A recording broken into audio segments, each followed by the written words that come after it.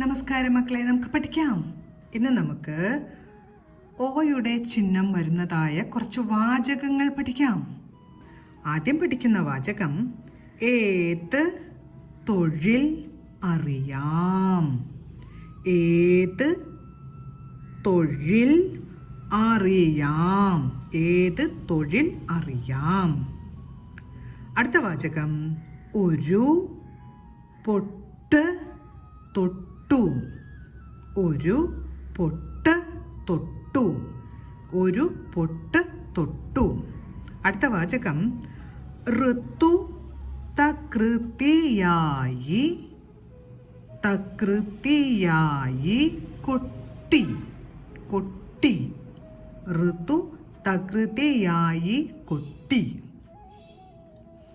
അടുത്ത വാചകം ആൺകുട്ടികൾ തൊപ്പി വച്ചു.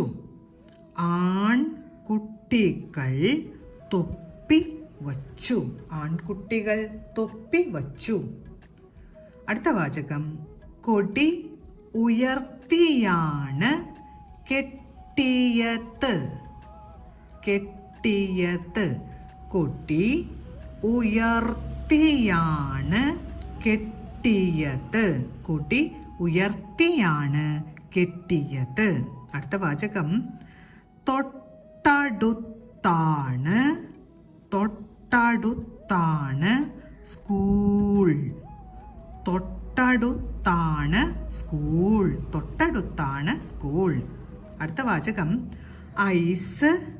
ഐസ് വേടിച്ച് കൊടുത്തു.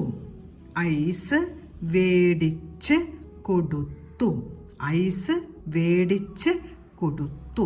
മക്കളെ, ചിഹ്നങ്ങൾ തെറ്റുകൂടാതെ പഠിക്കാനായി ഓരോ വാചകങ്ങളും പറഞ്ഞുകൊണ്ട് ഒരു 5 പ്രാവശ്യമെങ്കിലും എഴുതി പഠിക്കാൻ ശ്രമിക്കണം.